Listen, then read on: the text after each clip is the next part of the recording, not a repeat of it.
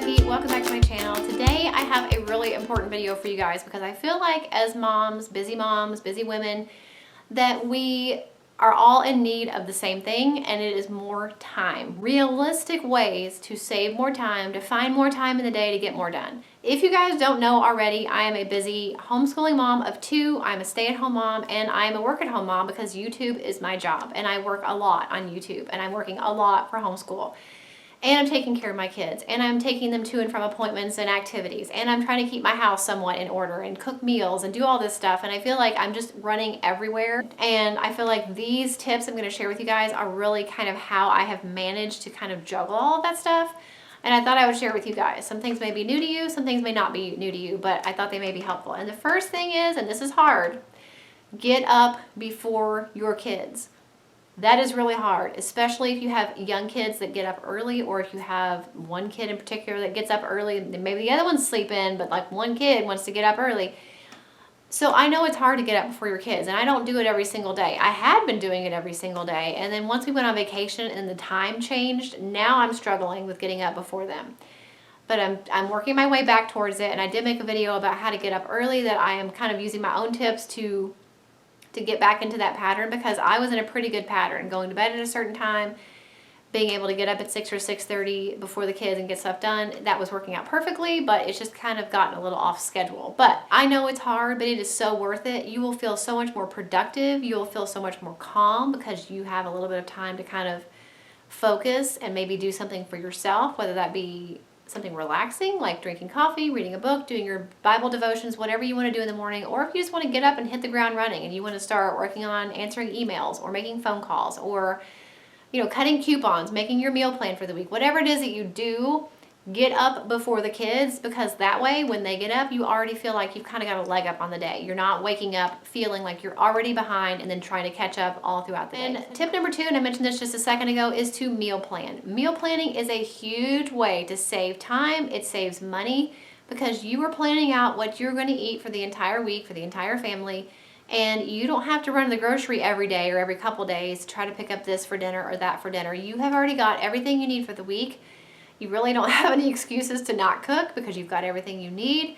And it also saves money because you're not running out and deciding to eat out or grab a pizza just because you forgot to get, canned corn or whatever it is. Like, you already have what you need, and it really gives you less excuses, and it's healthier than eating out all the time, to go ahead and cook your meals at home. Even better if you want to utilize grocery pickup. I know Kroger does grocery pickup with ClickList. I know Walmart does it. So if you don't mind paying the fee at Kroger's, I think it's free at Walmart. Kroger does charge a fee for Kroger ClickList. I think your first 3 times are free, and then after that you have to pay. I think it's $3.95.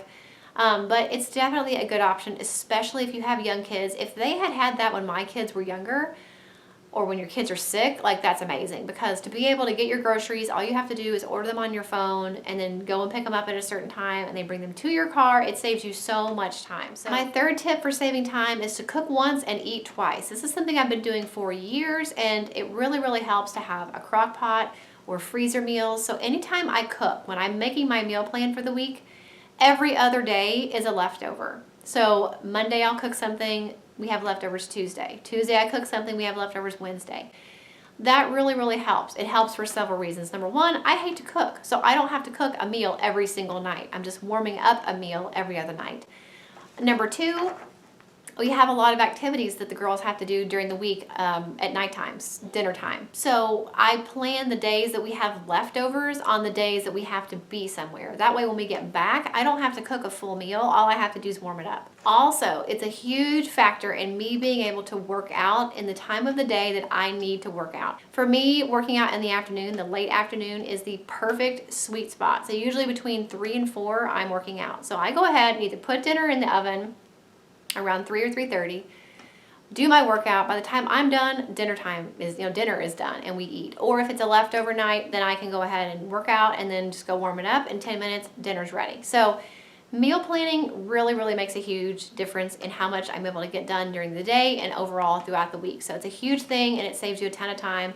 So definitely recommend meal planning. Tip number 4, and this is something that I've had to be really smart and intentional with, and it's going to be different for everybody, but it's to schedule your kids' homework time, chore time, quiet time, nap time, reading time, whatever it is that they do independently from you.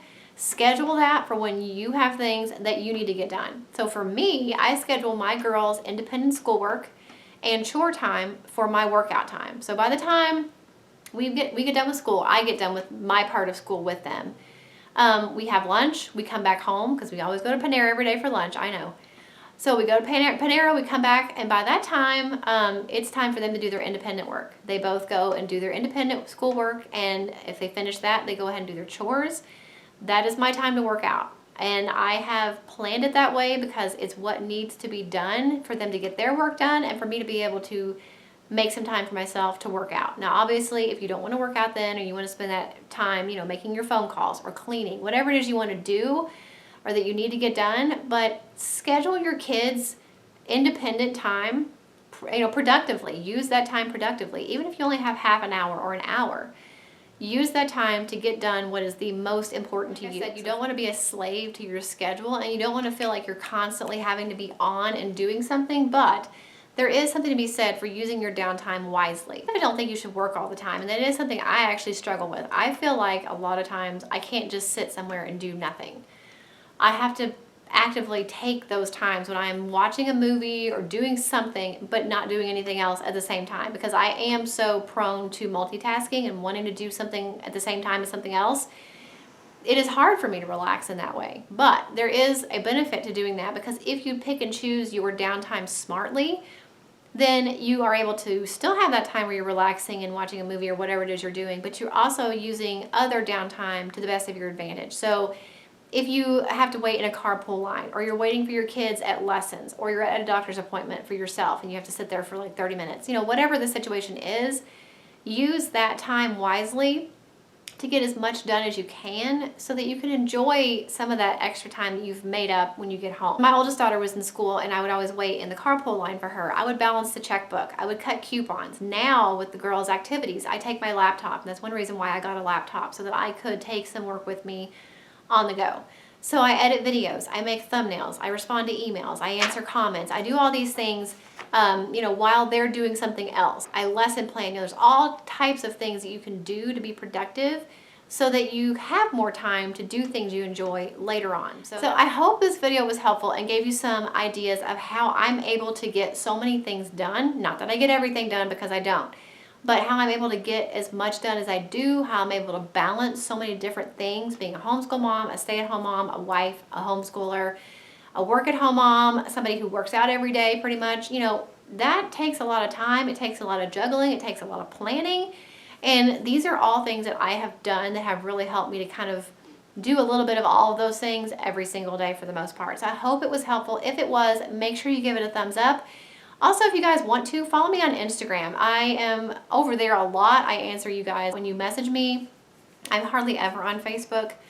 So if you want to message me, or you want to follow my life a little bit more closely and kind of find out when I post new videos and different things like that, definitely follow me on Instagram. And speaking of following when I make new videos, make sure you have the bell notifications turned on for my channel. I've had people even recently message me and say that they missed my videos last week, and I said, well, I made videos last week, but they didn't know. So make sure you're subscribed. Make sure you have that notification bell turned on for all posts. That means you'll find out when I post a video, and you'll also find out when I post any comments in the community section, because that's a really fun way for us to talk to each other. So make sure you do all that stuff so we can stay in touch with each other. I really hope you enjoyed this video, and I will see you in the next one. Bye. Thank you so much for watching all the way to the end of this video. If you want to see 2 of my older videos, you can click the links right here. And if you want to subscribe to my channel, if you haven't already, and you definitely should, you can click right here. I upload every single week. I have some links in the description box for some of my favorite stores and products, as well as my P.O. box address. Check out those links if you're interested in those, and I will see you guys in the next video.